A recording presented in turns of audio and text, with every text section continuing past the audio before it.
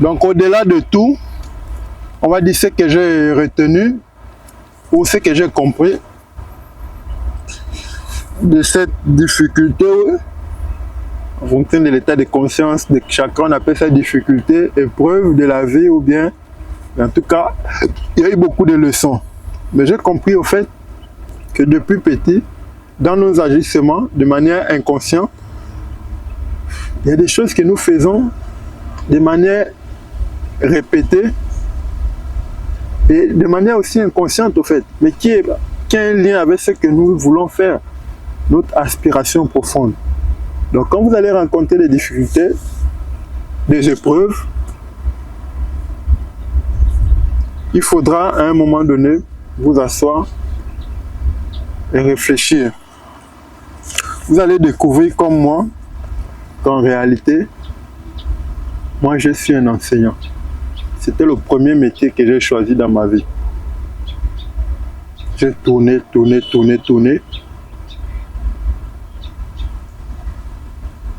Le métier d'enseignant, il est lié à la mission de vie. Et la mission de vie, tu peux en faire de ça ton métier. Parce que ce n'est pas toujours la même chose, mais tu peux en faire de ça un métier. Maintenant, enseigner c'est vaste, hein, c'est large. Tu peux enseigner tout. Tu peux inspirer des gens, tu peux enseigner, tu peux être un orateur. Prendre la parole. Moi, si je savais bien m'exprimer, parler, c'est des trucs que je vais travailler, vu que je tends vers ça maintenant aujourd'hui. Mais voilà, il faut encore travailler, mais avant, je ne savais pas. Donc, on peut remarquer qu'on exerce de manière inconsciente notre métier. Je m'explique. Depuis le collège, au lycée, même à l'université, je m'ai enseigné aux autres. Au point où, de manière arrogante, même je disais, j'ai les élèves dans ma classe. Pourtant, on est dans la même classe. Parce que quand moi j'expliquais, ils comprenaient mieux que certains profs. Quand on était au lycée d'État, je me rappelle, on nous appelait, nous on était en terminale C, on venait refaire certains cours de terminale D en physique. Tu reviens, tu le fais. Mais ça développe aussi en toi un peu l'arrogance.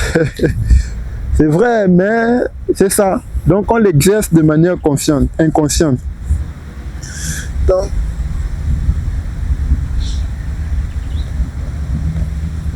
Donc, les difficultés de la vie, souvent c'est pour vous ramener vers ce que vous désirez au fond de vous, en fait. Donc, si tu ne fais pas ce que tu désires, tu vas perdre ce qu'on appelle l'alignement, en fait. Tu seras vide, surtout pour nous les Sagittaires. Ça se remarque vite, quoi, parce qu'on aime la quête de sens. Le Sagittaire, c'est la flèche, le signe de la flèche vers le ciel. En fait, il y a une quête vers la connaissance supérieure, en fait.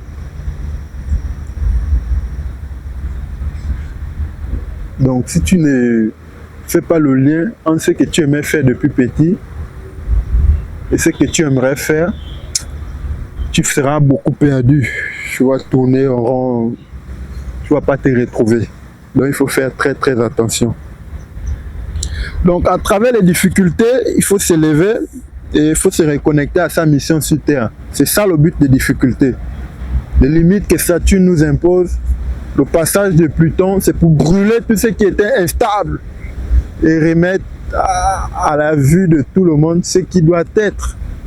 Mais souvent on est là, on ne pose pas la bonne question. Et tant qu'on ne pose pas la bonne question, on peut rester là toute une éternité au fait. Donc l'épreuve ou la difficulté peut durer un jour, un mois, ou une année ou 100 ans, en fonction de l'état de conscience de chacun. Donc, il ne faut pas être borné, il faut comprendre, poser les bonnes questions. Maintenant, vu que la difficulté est liée à votre cheminement, vos aspirations profondes, votre chemin de vie, qu'est-ce que moi j'ai décidé de faire? De manière inconsciente encore. J'étais là, j'ai erré, je ne savais rien, pas quoi faire, pas de titre de séjour. J'ai commencé à produire des formations, les écrire, les enregistrer, les héberger. Aujourd'hui, je suis formateur dans le domaine des énergies renouvelables.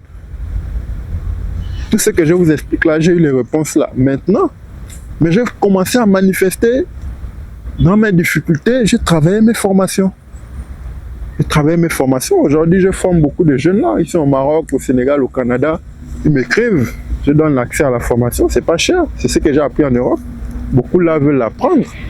Je donne le conseil, je guide, j'envoie les documents. Lis tel. Quand tu es bloqué, viens me voir, on travaille ensemble. Donc la difficulté sort en moi. Elle me révèle au fait. Elle sort en moi ce que je voulais faire depuis que moi-même j'ignorais. Aujourd'hui, je forme et je me sens bien à l'intérieur. Pourquoi je vais refuser d'enseigner? C'est quelque chose que j'aime. Si je n'enseigne pas, qu'est-ce que je vais faire? Je ne sais pas, mais ça peut être très compliqué. Donc, j'ai décidé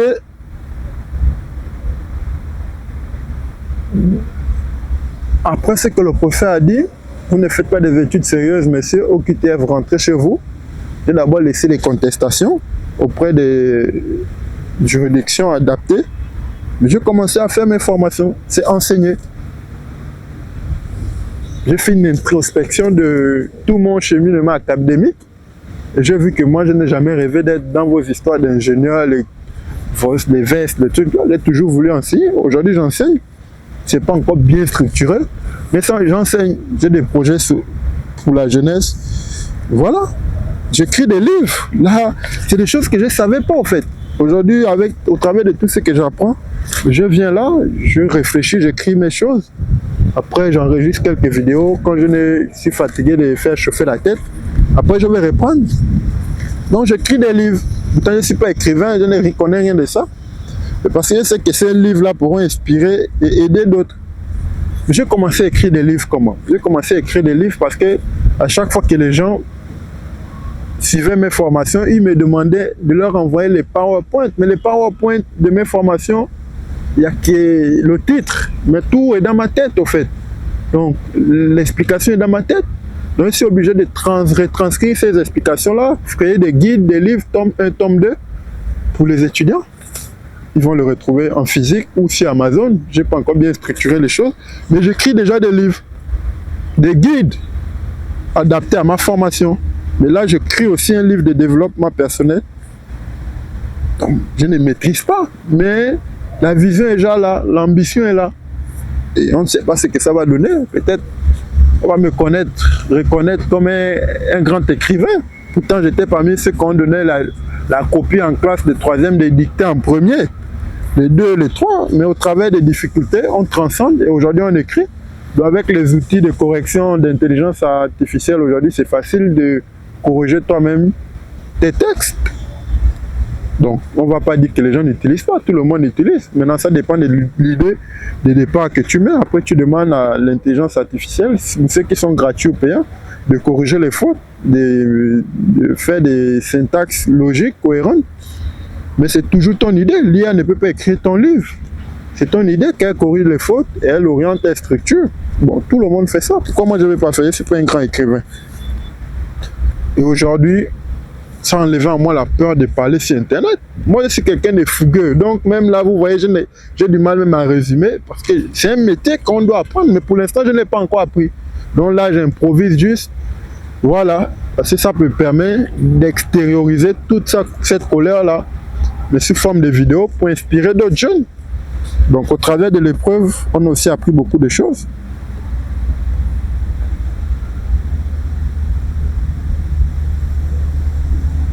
Bon, à travers cette épreuve, je me suis réaligné. Aujourd'hui, je ne cours plus. Je sais avant, je ne savais pas ce que je voulais, mais je savais ce que je ne voulais pas. Je ne voulais pas être ministre, les histoires bizarres là, député, c'est fait pour les autres. Moi, c'était le business, l'entrepreneuriat. Mais l'entrepreneuriat dans quoi? Je me suis lancé dans plusieurs choses, je me suis cassé les dents. J'ai perdu beaucoup d'argent. Aujourd'hui, je sais que si je fais dans le domaine éducatif, création de formation, projet éducatif pour la jeunesse, collège, lycée, si possible primaire, si on trouve les bonnes personnes pour nous accompagner, la manière dont nous on a été éduqués, école, boulot, tu mets ça en place, on peut aider beaucoup de jeunes là. On devient orateur, on prend le métier d'internet là, on prend le temps de se former bien, montage vidéo, comment parler devant les caméras, avoir des bons micros, s'exprimer avec tempérance, mesure et être bien audible, une bonne diction. Moi, j'ai trop de défauts pour parler, c'est le plus grand défaut que moi j'ai, m'exprimer. Mais aujourd'hui, on peut les travailler et en faire de ça un métier, une passion, un truc professionnel et aider beaucoup de jeunes. Au travers d'une difficulté, tu deviens une personne qui est sans limite aujourd'hui. Qu'est-ce que vous voulez encore? Donc, cette difficulté ont créé en moi des engagements. Donc, moi, je ne sais pas faire les choses à moitié. Donc, beaucoup d'énergie incontrôlée. Donc, on va apprendre à les canaliser, à les contrôler et à les mettre à notre service pour le bien de tous, au fait. Donc, c'est un peu ça. Un jour, quand j'aurai le courage, je vais vous parler de mes revers dans le business à travers une diaspora maudite où les gens ne se font que des coups bas, perdre de l'argent, bondir, dribbler l'autre. Et voilà ce qu'on sait faire, quoi. Parce que j'ai eu beaucoup de mauvaises aventures dans l'entrepreneuriat.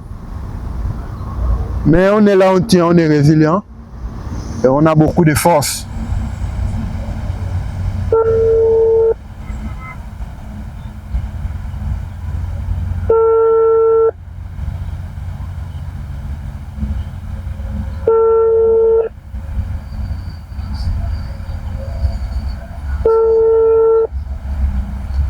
On a beaucoup de force. Et cette force-là, quand elle n'est pas bien canalisée, elle nous détruit. Par exemple, moi, je suis quelqu'un de vrai et franc. Je ne sais pas mentir, même si tu me payes. Donc, je vais heurter les sensibilités à tous les niveaux, en fait. Or, si j'apprends à m'exprimer, ben, je vais apprendre à dire les choses simplement, sans heurter les gens. Vous voyez un peu? Donc, il faut apprendre à s'exprimer, à bien parler, pour exprimer son message de manière claire, pour être audible, pour que les gens n'interprètent pas vos dires à des fins non maîtrisées. Donc, je sais aussi que c'est Internet. Les gens vont mettre leur sable dans mon Nyamakudi. Donc, c'est un peu ça. Donc, on découvre maintenant un nouveau métier sur Internet. On va essayer d'apprendre à le faire. Et si possible, on pourrait être des coachs dans 10 ans. Pas s'auto-proclamer coach. Parce que je pense que quand tu commences à enseigner sur Internet, prodiguer des conseils, et tu te crées un réseau, après, bon, moi j'enseigne déjà les énergies renouvelables au solaire. Mais voilà, ça ne m'empêche pas demain de donner des conseils à des amis qui sont aussi perdus dans la matrice. Donc, et là, on va me coller la casquette de coach. Je ne suis pas coach, mais à un moment donné, ça va venir seul. Et on ne pourra pas fouiller. Mais avant que ça ne vienne, il faut travailler déjà. Pour ne pas être un coach vide qui n'a pas travaillé. Donc là, à défaut d'avoir un boulot en France, chose qui n'était pas mon rêve, j'ai un champ de possibilités. Après mon épreuve saturnienne, vu que j'ai accepté, Pluton est passé, ça a tout détruit. Là, vous me proposez un poste, là, je sais que je vais aller faire quoi là-bas. J'ai compris que j'étais Sagittaire, il faut la quête de sens dans ce que je fais. Je suis chemin de vie neuf, tourné vers l'universel, la foule, le feu sacré. Quand nous on parle, on harangue les foules. C'est des choses qu'on ignorait, qu'on va essayer de travailler et puis de mettre à bon escient. Donc on est ensemble, on a journée à vous.